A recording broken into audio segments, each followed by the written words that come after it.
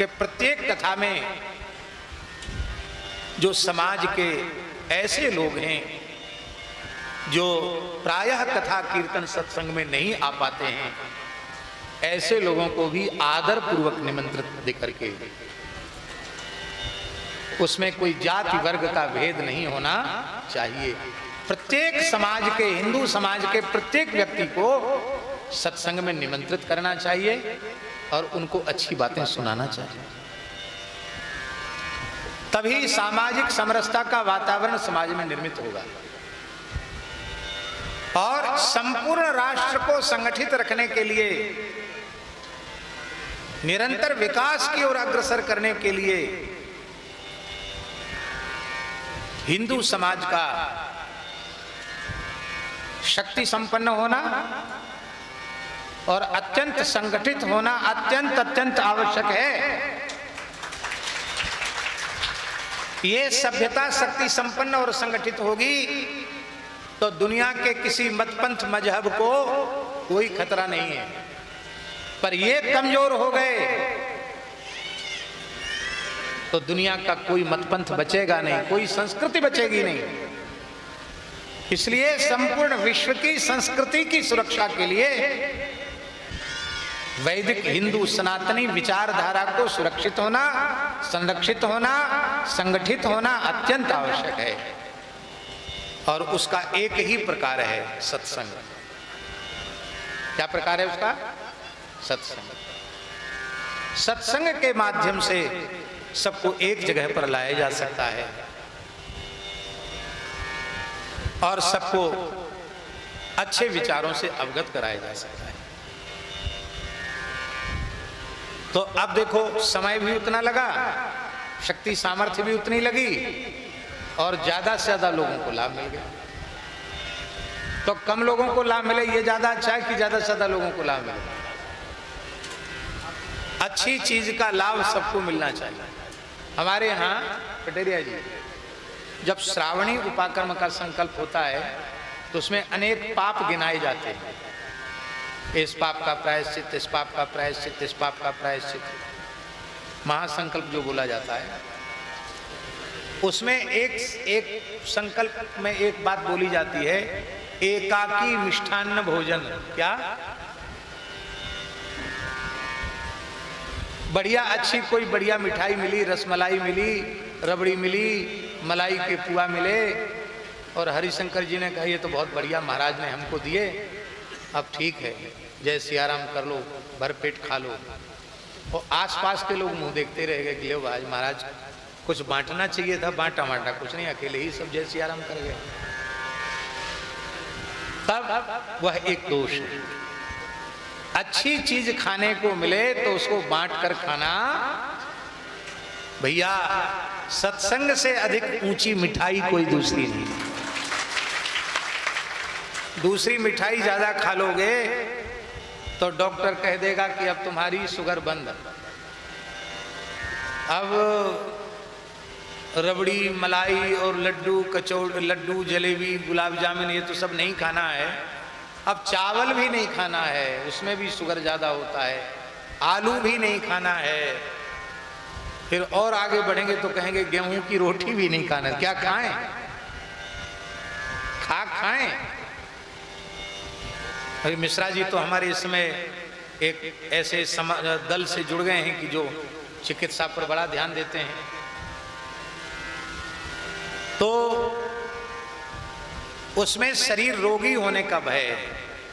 पर भैया ये सत्संग की मिठाई चाहे जितनी भरपेट खाओ, इसमें किसी प्रकार के रोग का तो भय है ही नहीं। आपका भवरोग समाप्त हो जाए।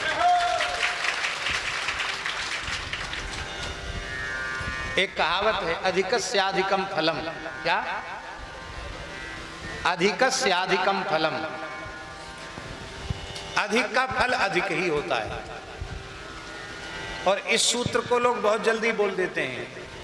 खिलाने पिलाने में, किसी भी काम में अधिकस्याधिकम फलम, अधिक का फल अधिक होता है। अब हम पूछते हैं आपसे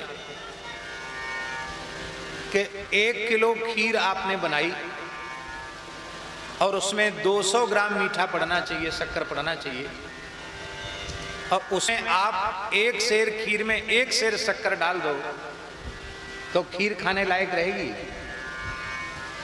तो अधिकस्य अधिकम फलम तो नहीं हुआ भाई। जब ज्यादा शक्कर डाल दी तो उसको और बढ़िया हो जाना चाहिए, पर इतनी मीठी हो जाएगी कि मुंह में देने लायक नहीं, चाशनी जैसी हो जाएगी। नमक उसका बड़ा महत्व है। लवण बिना बहु व्यंजन जैसे, बिना नमक के व्यंजन बेकार है। वहां भी यही सूत्र लगा दो, अधिकस्य अधिकम फलम। तो जिसमें 10-20 ग्राम नमक पड़ना चाहिए उसमें पाव आधा सेर नमक डाल दो। चाहे जितनी बढ़िया बघार लगाओ, छौंक लगाओ, और चाहे जितने बढ़िया देसी गैया के घी से छौंको, दाल साग मुंह में देने लायक नहीं रहेगा। इसका मतलब है अधिकस्याधिकम फलम केवल भजन कीर्तन सत्संग के लिए है, और संसार के किसी काम में ये सूत्र नहीं लगेगा। सत्संग की ऐसी महिमा है कि अधिकस्याधिकम फलम। जितना अधिक सद्विचार बांटेंगे उतना अधिक उसका पुण्य होगा। पटेरिया जी ने एक बात पूछी कि जीव का अत्यंत सरलता पूर्वक सहजता पूर्वक कल्याण कैसे? यही बात पूछी ना आपने, कल्याण कैसे?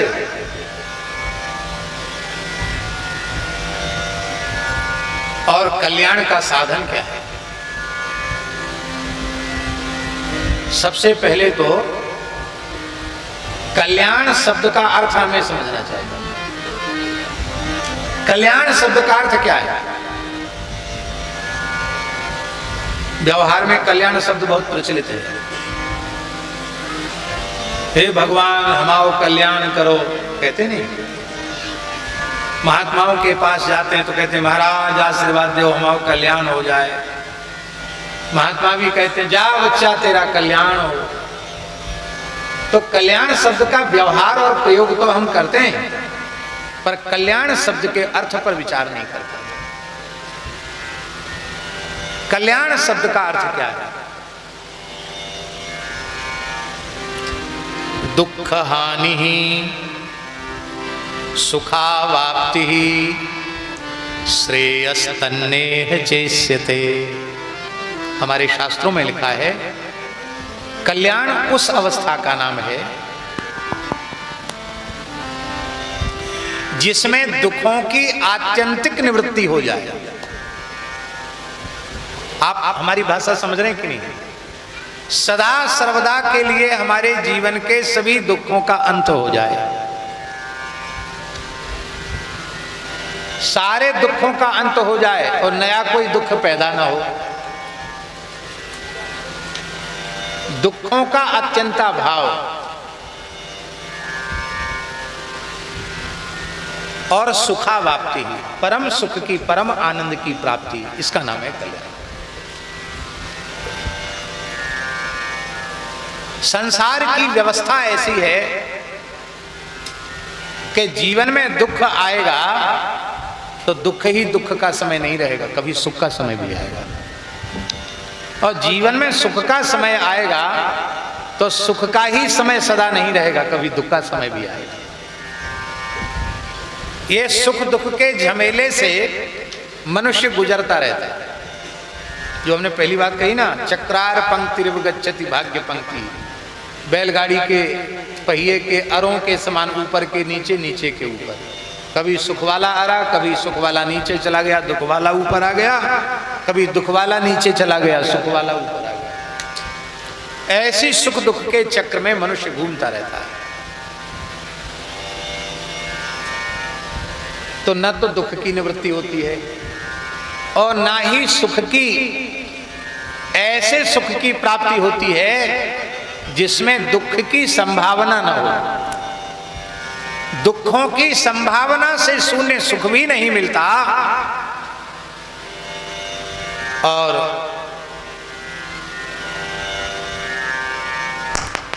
दुख की संभावना कभी ना आवे ऐसा सुख भी नहीं मिलता। और कभी दुख ना आवे ऐसा सुख भी नहीं मिलता। ये क्रम चलता रहता है।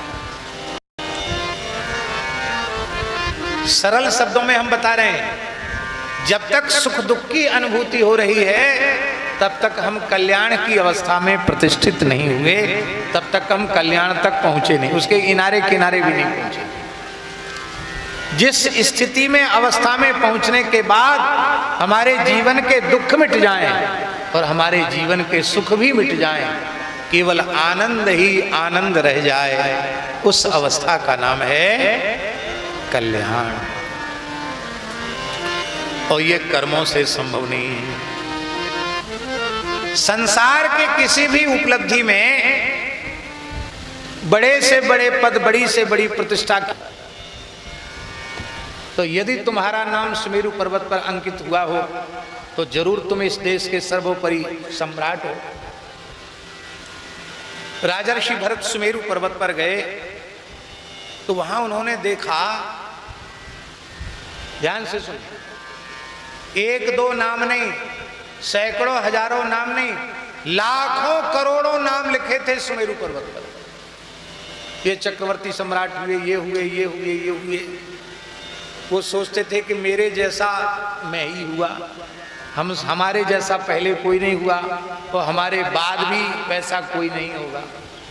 पर उनका अहंकार ठंडा पड़ गया।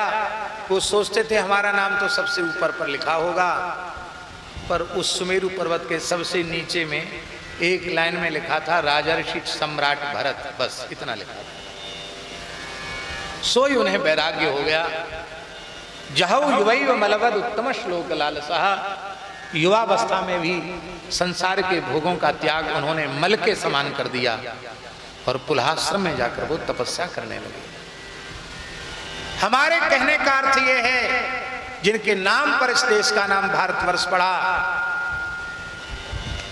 जिन्होंने 1 करोड़ वर्ष तक शासन किया, अंत में उनको भी इससे वैराग्य हो गया। यहाँ का पद, यहाँ की प्रतिष्ठा, यहाँ की उपलब्धि सब झूठी है। आप 100 अश्वमेध यज्ञ करके इंद्र बन गए तो इंद्र बनने वाला नहुष, उसको अजगर बनना पड़ा। चींटी को इंद्र बनते देखा और इंद्र को चींटी बनते देखा। इसलिए स्वर्गहु स्वल्प अंत दुखदाई। संसार की कोई उपलब्धि होगी तो भी वो दुख रहित नहीं है। स्वर्ग की भी उपलब्धि हो जाएगी, इंद्र महेंद्र भी बन जाओगे तो भी दुख रहित नहीं हो सकते। ब्रह्मा जी तक का लोक मिल जाएगा तो भी दुख रहित नहीं हो सकते, क्योंकि गीता जी में भगवान ने कहा, आप ब्रह्म भवनान लोका पुनरावर्तिनोर्जुन, ब्रह्मलोक तक पहुंचने के बाद भी नीचे गिरना पड़ेगा, पुण्य क्षीण होने के बाद नीचे आना पड़ेगा। केवल भगवान के चरण कमल ऐसे हैं जिनको प्राप्त करने के बाद लौटकर दुखमय संसार में फिर कभी नहीं आना पड़ेगा। इसलिए कल्याण माने होता है भगवान के चरण कमल, राम जी की शरण, राम जी के चरण, इसी का नाम है कल्याण। इसी को गोस्वामी जी ने कहा, सुखी मीन जहां नीर अगाधा, हाँ सुखी मीन जहां नीर अगाधा, जिमि हरि शरण ना एक बाधा, जिमि हरि शरण ना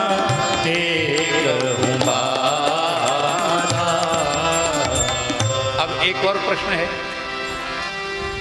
कि क्या जो भगवान को प्राप्त कर चुके हैं, भगवान के चरणों तक पहुंच चुके हैं, भगवान की शरण में हैं, भगवदीय जीव हो चुके हैं, क्या उनके जीवन में दुख सुख नहीं आते? क्या बोलो, आते हैं कि नहीं आते? झांसी मेडिकल कॉलेज है, बड़ा हॉस्पिटल है, महारानी लक्ष्मीबाई मेडिकल कॉलेज और हॉस्पिटल भी है। तो हमारे ये संत जो हैं राघवेंद्र दास जी, सबसे बड़े जटा वाले महंत श्री राघवेंद्र दास जी, गोवर्धन वाले महंत जी। इनका स्नोफिलिया का ऑपरेशन था, हम गए थे, महाराज जी ने भेजा था, तो वहां इनका नाक का ऑपरेशन था, हम गए थे। तो वहां के डॉक्टर सब एक दिन इकट्ठे हुए, रविवार का दिन था, और कुछ डॉक्टर अच्छे पढ़े लिखे लोग इकट्ठे हुए, बोले महाराज जी कुछ सत्संग हो जाए। उनका अच्छी बात है। तो कुछ डॉक्टर्स, कुछ माताएं थी, नर्स डॉक्टर वगैरह सब इकट्ठे हो गए। तो हमने ऐसे जैसे आज पटेरिया जी से पूछा, ऐसे हमने पूछा कुछ पूछो।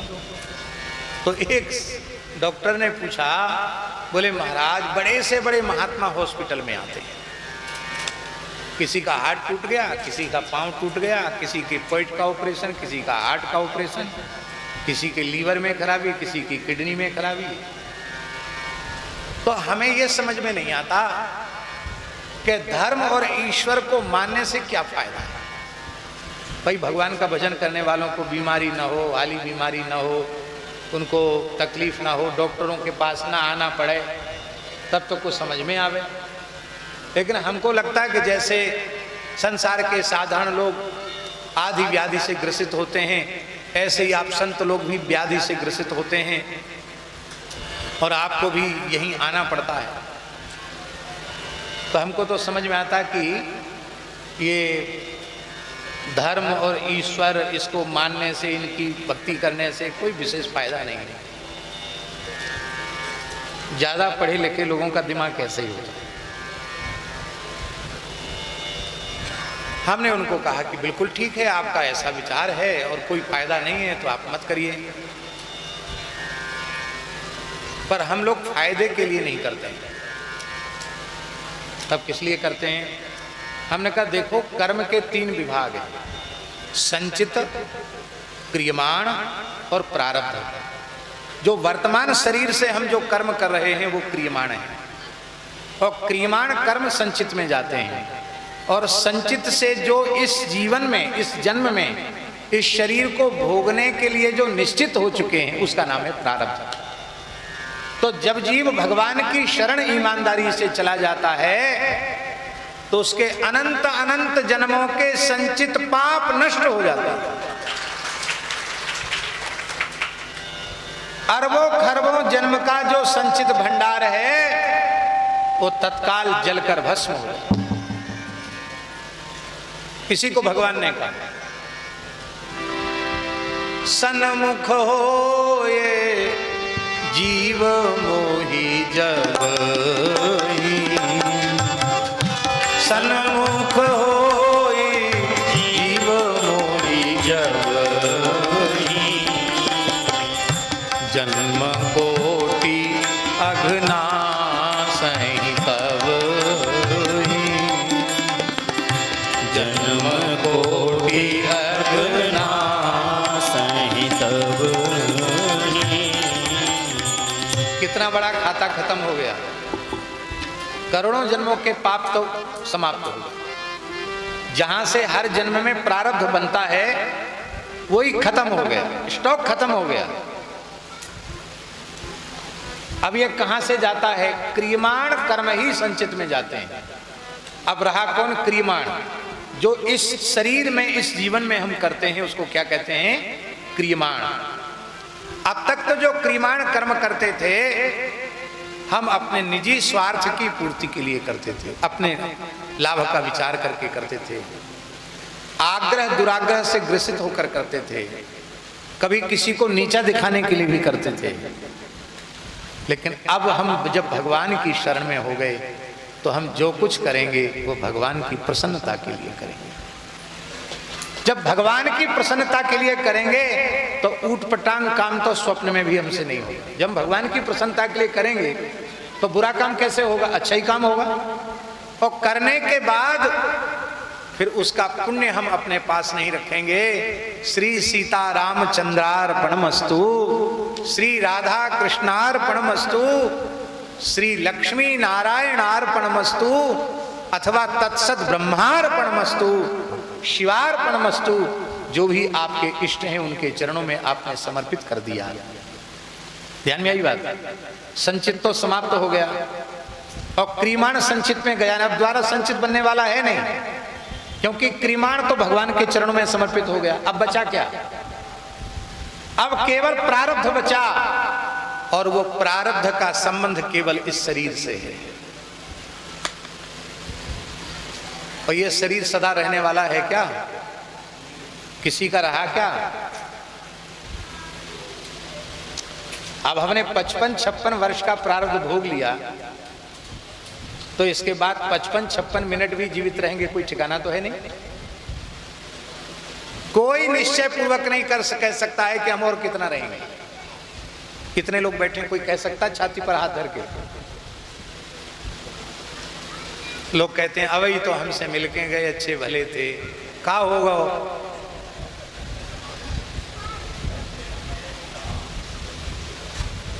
हमारे पास बैठ के चाय पियते, क्या होगा? क्या होगा? गए, समय पूरा होगा, क्या होगा? हुक्म भया कोई रहन न पावे, वहां से हुक्म हो जाएगा तो आप ये नहीं कह सकते कि हमने श्वास ले ली है अब हम छोड़ दें। ज्यों लेखे की श्वास गई आवत न बहुरी, श्वास छोड़ दी है तो आप ले नहीं सकते, और ले ली है तो छोड़ नहीं सकते। समय पूरा हो गया। बहुत ध्यान से सुने, बड़ी गंभीर बात कह रहे हैं। आप लोग कहेंगे कि चलो संचित समाप्त हो गया, क्रियमाण का बंधन नहीं रहा, क्रियमाण भगवान के चरणों में निवेदित हो गया, अब रहा केवल प्रारब्ध। तो प्रारब्ध के अनुसार सुख दुख का अनुभव तो होता है, तो फिर हमारा कल्याण नहीं हुआ। क्योंकि आपने अभी अभी बताया कि जिस अवस्था में पहुंचने के बाद न सुख रह जाए और न दुख रह जाए, उस अवस्था का नाम कल्याण है। तो वो तो हुआ नहीं। तब बहुत ध्यान से सुनिए, सुख दुख नाम की कोई वस्तु है नहीं।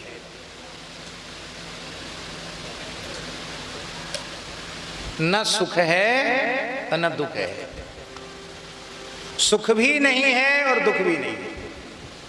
आप लोग कहेंगे आप बहुत झूठ बोलते हो, वैसे लोग रो रहे हैं, कोई हंस रहा है, कोई रो रहा है, आप कहते सुख दुख नहीं। अब हम एक उदाहरण आपको दे रहे हैं, हमारी बात गलत हो तो बिना किसी संकोच के टोक देना। अब तो प्रतिबंध लग गया सार्वजनिक स्थानों पर धूम्रपान करने पर। पहले तो धुआं धक्कड़ खूब चलता था, और विशेषकर बुंदेलखंड की बसें, क्या कहना। उस समय रोड भी बहुत अच्छे नहीं थे। झांसी से बस में बैठते थे और प्रायः खड़े होके आना पड़ता, या 2 की सवारी पे 3 सवारी और 3 की सवारी पे 4 सवारी। उस समय भी पीछे धक्का लगे तो आगे जाओ, आगे धक्का लगे तो पीछे जाओ। एक बार बैठ के आ रहे थे, पूज्य गुरुदेव भक्तमाली जी भी थे, एक कोई बड़े बूढ़े इसी क्षेत्र के आदमी रहे होंगे, भीड़ बहुत थी। तो आगे वाले, ए बब्बा कहते कहाँ गए, पीछे जाओ। और ए बब्बा पीछे कहाँ जा रहे, आगे जाओ। तो बहुत गुस्सा में वो वृद्ध बोले, हे भगवान कहाँ मर जाएं, ऐसी दौड़ पदौर मची, पीछे बाएं कह रहे हैं आगे जाओ, आगे बाएं कहे पीछे जाओ। और का ठाड़े तो नचन लगवे का। महाराज जी बहुत हंसे। महाराज जी सीट पर बैठे थे, हम भी बैठे थे। बोले देखो ये कितनी शुद्ध बात उन्होंने अपने मन की बोली। तो चलो ये तो ठीक है, अब तो बसें भी खूब चलने लग गई, यातायात के साधन खूब हो गए। टीकमगढ़ जिले में रेल तो थी ही नहीं, अब रेल आ गई। और जैसे ही लोग बैठते या खड़े होते, तुरंत उन्होंने बिंडल निकाला, बीड़ी मुंह में रखी, और भगवान जाने क्या चमत्कार, उनको हम लोग आरती करते हैं, नेक हवा चले तो बत्ती नहीं जला पाते, तो वो खिड़की की हवा के पास बैठकर यूं हाथ मुद्रा बनाते, तुरंत बीड़ी सुलगा लेते और मुंह से धुआं पीकर नाक से निकाल देते। आंख से निकालते हैं कि नहीं भगवान जी, तुरंत नाक से धुआं निकाल देते। अब बगल में हम बैठे हैं, बगल में हम बैठे हैं सीट पे। अब हमारी स्थिति ये है कि धुआं जैसे ही नाक में बीड़ी सिगरेट का गया कि हमारा माथा घूमने लग जाता, चक्कर आने लग जाता, क्योंकि इतने सात्विक वातावरण में रहते हैं कि कोई नशे की चीज दूर दूर तक आसपास नहीं। अब बस से उतर भी नहीं सकते, बगल वाले को मना नहीं कर सकते। अब देखो एक ही चीज है पर हमारे मन के प्रतिकूल है तो हमें उससे पीड़ा हो रही है, और दूसरा व्यक्ति है उसके मन के अनुकूल है तो उसको बीड़ी धोंकने में सुख मिल रहा है। तो अब बताओ यदि सुख और दुख अलग अलग चीज होती तो जिस चीज से दुख होता तो सबको दुख होता, और जिस चीज से सुख होता तो सबको सुख होता है। एक व्यक्ति ने उसे अपने मन के अनुकूल मान लिया, उसको सुख हो गया, और जिसने अपने मन के प्रतिकूल मान लिया उसे दुख हो गया। इसका मतलब है न सुख है न दुख है, ये दोनों हमारे मन की कल्पना है। मन जिसको अनुकूल मानता है वो सुख, और मन जिसे प्रतिकूल मानता है वो दुख। अब दूसरी बात हम बोल रहे हैं, बहुत ध्यान से सुनो, अपनी बात को पूरा भी कर रहे हैं, क्योंकि पता नहीं मिश्रा जी क्यों हाथ जोड़ रहे हैं, जल्दी चलने के लिए हाथ जोड़ रहे हैं कि इनको भाव ज्यादा जग रहा है इसलिए जोड़ रहे हैं, जल्दी चलने के लिए बोल रहे हैं। चलो ठीक है, तो हम अपनी बात पूरी कर रहे हैं। हाथ जोड़ने की बात कहते सब भूल गए, क्या कह रहे थे दीनबंधु जी बताओ? हाँ, हम यह बोल रहे हैं कि अब विचार करो कि जो अनुकूल प्रतिकूलता का अनुभव करने वाला मन है वह मन भगवान के चरणों में लग जाए तो जीवन में सुख दुख रहेंगे क्या? बोलो, मन भगवान में लग जाए तो जीवन में सुख दुख रहेंगे क्या? एक और उदाहरण दे देते हैं। हमारे पूज्य गुरुदेव श्री पहाड़ी बाबा महाराज जो बड़े सिद्ध संत थे, लगभग 130 वर्ष की आयु तक वो विराजमान रहे, पूर्ण स्वस्थ योगी राज। जीवन में एक ही अचला रखा, एक ही लंगोटी, एक ही गमछा, और प्रकृति के वातावरण में रहते थे। सन 1942 में उन्होंने छोड़ दिया था, तब से 24 घंटे में पाव भर से अधिक अपने पेट में कोई वस्तु उन्होंने नहीं जाने दी। अद्भुत महापुरुष थे, वृद्ध शरीर था। एक बार उनको बुखार आ गया, दवाई खाते नहीं, तो हमको पता चला कि महाराज जी को तेज बुखार है। हम गए, उनका महाराज जी कुछ आयुर्वेदिक दवाई ले लीजिए, आप अंग्रेजी नहीं लेते आयुर्वेदिक। बोले नहीं, हम दवाई वाई कुछ नहीं लेंगे, तुम आ गए हो तो हमको उठा के बिठा दो। तो लेटे थे, हमने उनको उठा के बिठा दिया, ऊपर से उन्होंने कपड़ा ओढ़ लिया, आसन पर बैठ गए। हमने कहा महाराज जी आपको शरीर में ताप बहुत है, बुखार बहुत है, आपकी आज्ञा हो तो हम इसी कमरे में लेट जाएं। नहीं नहीं नहीं, मैं अकेला ही रहता हूँ, दूसरा मनुष्य मुझे सहन नहीं होता है, जाओ अपने आसन पर जाओ, सवेरे 5 और 6 के बीच में आ जाना। तो हमने एक संत को कहा, हमारे गुरु भाई ही थे गौरदास जी, उनको मैंने कहा कि रात को 2-4 बार उठ के देखना महाराज जी की तबीयत ठीक है। तो सवेरे हम लगभग 5:30 बजे हमने उन संत से पूछा कि महाराज जी कैसे हैं।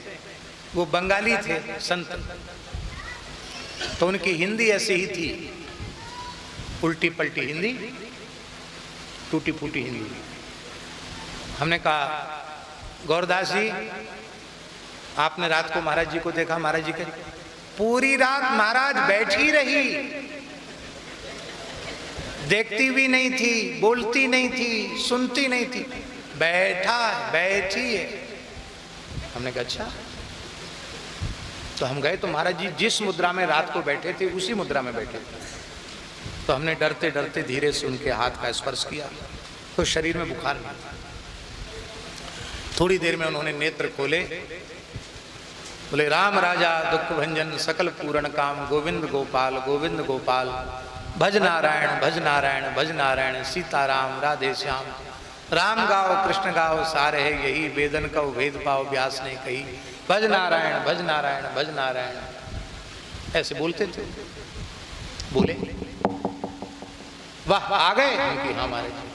बोले राम जी विशेष कृपा करते तब शरीर में बुखार आता है। बोले ऐसे तो बिना बुखार के थोड़ा दूध लेके सो जाते थे। आज ऐसा बढ़िया राम नाम का पूरी रात जप हुआ, बुखार का बुखार चला गया और पूरी रात ऐसा राम नाम महामणि का प्रकाश हुआ। आनंद आनंद आनंद आनंद। इस शरीर में बड़ी ममता हो जाती है, बुखार आना जरूरी है, रोग आना जरूरी है, शरीर में ममता कम हो जाती है। वाह, ये बीमारी बहुत अच्छी आई, पूरी रात भजन कराया। वाह, बहुत अच्छा हुआ, पूरी रात भजन कराया। हम लोग बुखार आता तो हाय तोबा मचाते, डॉक्टर बुलाओ, ये करो त्यों करो, मूड पिरा रहा हो, पेट पिरा रहा हो, पाँव पिरा रहे, जाने क्या क्या नहीं। और वो कहते भगवान कृपा करते हैं तो आनंद बुखार आता है। इसका मतलब है कि उनका मन राम जी के नाम में लगा हुआ है।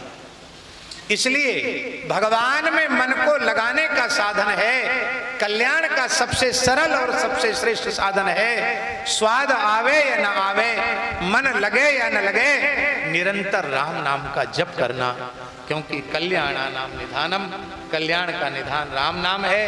प्रातः काल जगने से लेके सोने तक राम राम करते रहो, चाहे बोल के चाहे मन में, बस इसी का नाम है कल्याण। ये करने से ये सबसे सरल साधन है, इसका नाम कल्याण है। इसी से राम जी का अनुभव होने लग जाएगा, नाम जपते जपते स्वरूप ध्यान में आ जाएगा, लीला प्रकट होने लग जाएगी, फिर आपका हृदय ही अयोध्या धाम बन जाएगा। आपके हृदय में रामलला खेलने लग जाएंगे और फिर आपके जीवन के सुख दुख आप पर प्रभावी नहीं होंगे। देखने में लगेगा कि दुख है, लेकिन भीतर से आप सदा आनंद में रहेंगे। इसी का नाम कल्याण है। और एक कबीरदास जी का पद गा करके और तब हम अपने वक्तव्य को पूर्ण करते हैं। हाँ,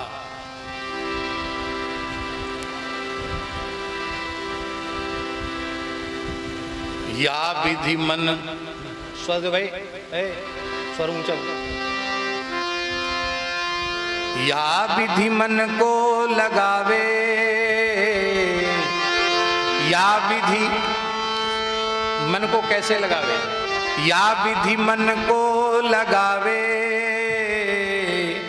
मन के लगाए प्रभु पावे, पावे मन के लगाए प्रभु पावे। गाइए, या विधि मन को लगावे, या विधि मन को लगावे, मन के लगाए प्रभु पावे, पावे मन के लगाए प्रभु पावे।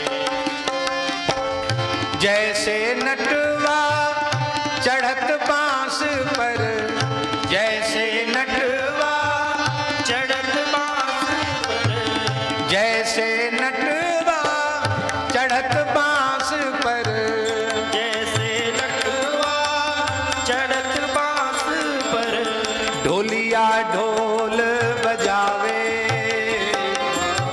ढोलिया ढोल बजावे,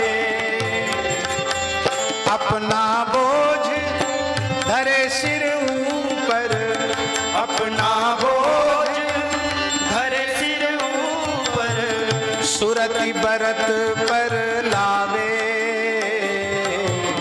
सुरति बरत पर लावे, मन के लगाए प्रभु पावे, पावे मन के लगाए प्रभु पावे। हाँ, या विधि मन को लगावे, या विधि मन को लगावे, मन के लगाए प्रभु पावे, पावे मन के लगाए प्रभु पावे। जैसे भुवंगम चरत बनही में, जैसे भुवंगम चरत बनही में, ओस चाटने आवे, ओस चाटने आवे, कबहू चाटे कबहू मणि चितवे, कबहू चाटे कबहू मणि चितवे, मणि तज प्राण गवावे,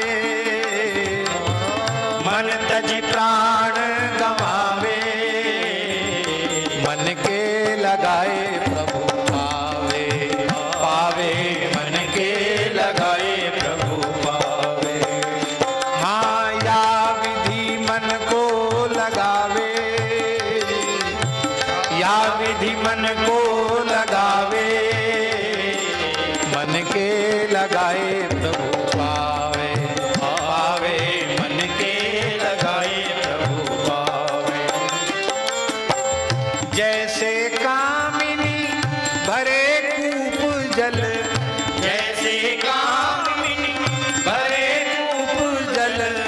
कर छोड़े बतरावे,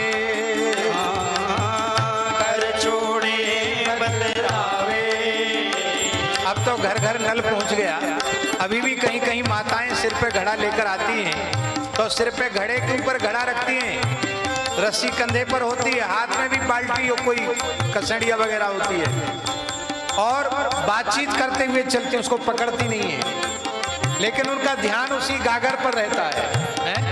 ऐसे ही शरीर से संसार का काम करो, मन भगवान में लगा रहना चाहिए।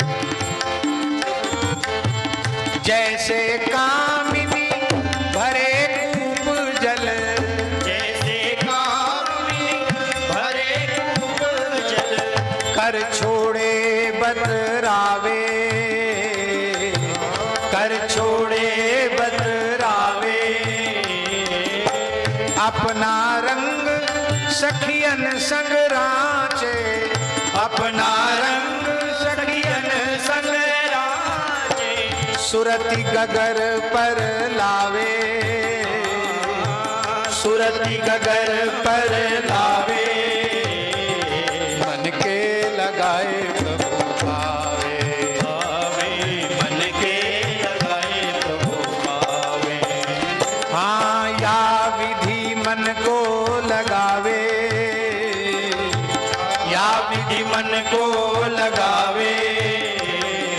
मन के लगाए प्रभु पावे, पावे मन के लगाए प्रभु पावे।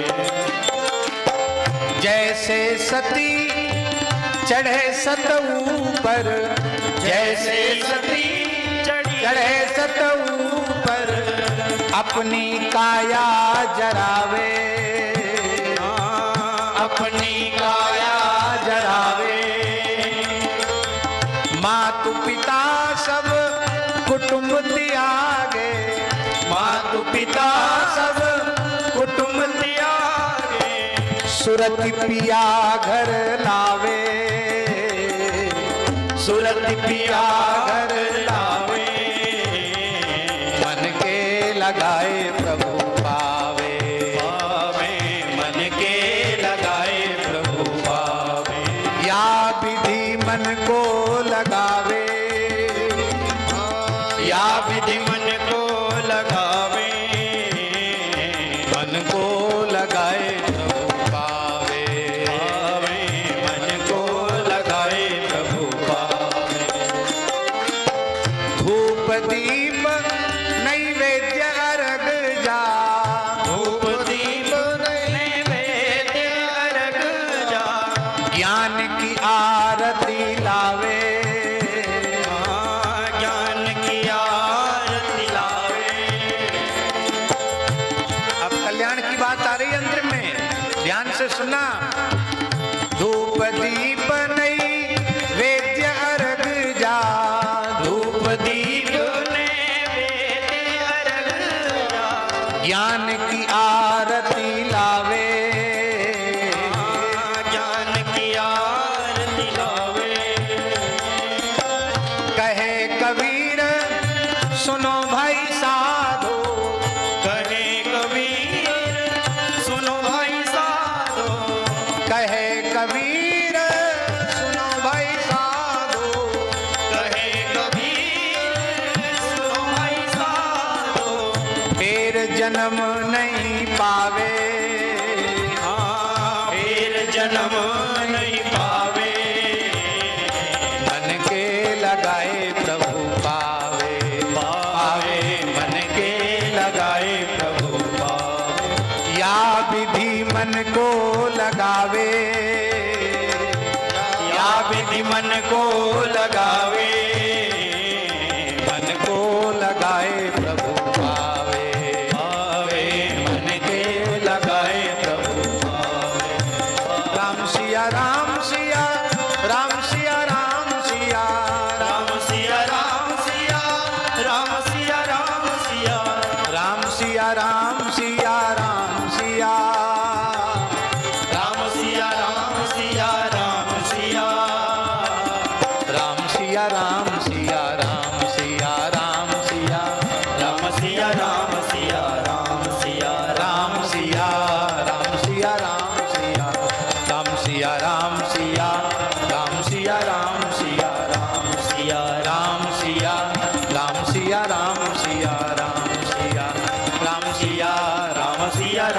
सिया राम सिया राम। अब बस इतना ही हमको दे दो आप लोग कि सवेरे उठने से लेकर सोने तक मन से वाणी से राम राम राम राम करेंगे और राम राम करते करते सोएंगे, राम राम करते करते जगेंगे। इतने में ही सबका कल्याण हो जाएगा।